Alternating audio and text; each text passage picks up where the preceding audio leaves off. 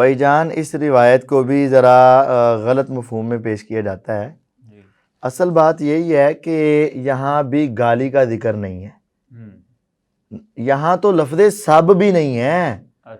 عام جگہ پر تو سب ہوتے ہیں جس کے مختلف معنی ہوتے ہیں. مرزا صاحب ہمیشہ گالی معنی کرتے ہیں. یہاں کیا ہے؟ فذکروا علیٰ فنال منہ. لوگوں نے حضرت علی کا ذکر کیا تو حضرت معاویہ نے فنال منہ. نالا کا لفظ ہے. اب نالا یا نالو جو باب ہوتا ہے اس کا معنی گالی نہیں ہوتا. کسی کو آڑے ہاتھوں لینا، کسی کو فوراً اس کی غلطیاں واضح کرنا.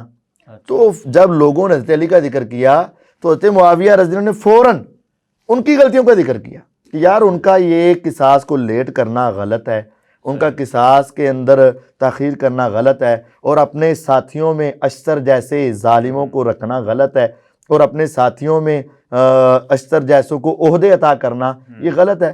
تو وہ ان کو اس طریقے سے لے رہے تھے. فنالا منو کا معنی گالیاں دینا نہیں ہے.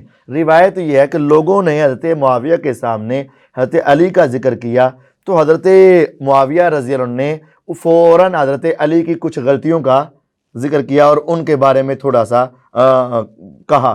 تو حضرت سعد نے پھر ان کے فضائل بیان کر دی. تو اس میں کون سی بات ہے؟ تو اختلاف تو تھا نا. مسئلہ اختلاف کا نہیں ہے. مسئلہ یہ گالیاں دیے کہ نہیں دی. تو حدیث میں گالیوں کا ذکر نہیں ہے.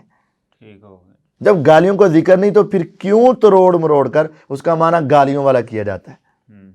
تو یہ ابن ماجہ کی روایت میں بھی گالیوں کا ذکر نہیں ہے. تو پھر سعد بن ابی وقاص رضی اللہ تعالیٰ عنہ انہوں نے فوری طور پہ یہ فضائل کیوں بیان کیے ان کے سامنے؟ فضائل بیان کرنا، حضرت معاویہ رضی اللہ تعالیٰ عنہ حضرت علی کی غلطی بیان کر رہے تھے نا کہ ان کی یہ غلطی ہے کہ اشتر نخی کیوں ان کے ساتھ ہے، ایسے لوگ باغی کیوں ہیں، قاتلین عثمان کیوں ہیں، بدلہ کیوں نہیں لے. یہ ان کی غلطی بیان. انہوں نے کہا وہ بڑے آدمی ہیں، ان کی یہ فضیلتیں بھی ہیں، آپ تھوڑا سا ان کے بارے میں ہاتھ ہولہ رکھیں.